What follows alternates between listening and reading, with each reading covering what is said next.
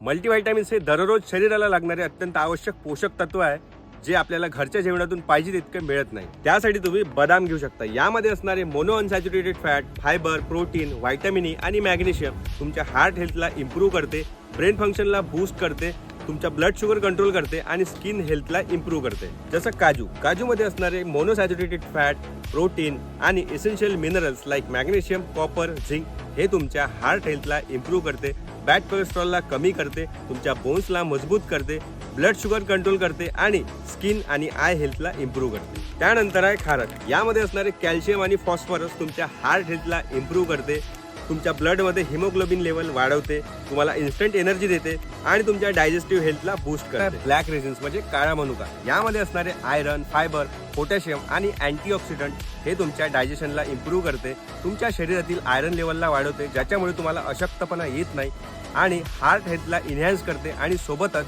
तुमच्या blood प्रेशरला manage करते। White resins याचे पण ब्लॅक रेझिन्सच्या कम्पेअरमध्ये सेमच फायदे आहे। तुम्ही अल्टरनेटिव्ह कोणते पण घेऊ शकता, but as compare to white raisins black रेझिन्सचे थोडे जास्त फायदे आहेत। जर तुम्हाला या सगळ्या गोष्टीचे जास्त फायदे हवे असतील तर रात्रीला पाण्यात भिजवून ठेवा आणि मॉर्निंगला ब्रेकफास्टमध्ये किंवा तुम्ही असंही खाऊ शकता।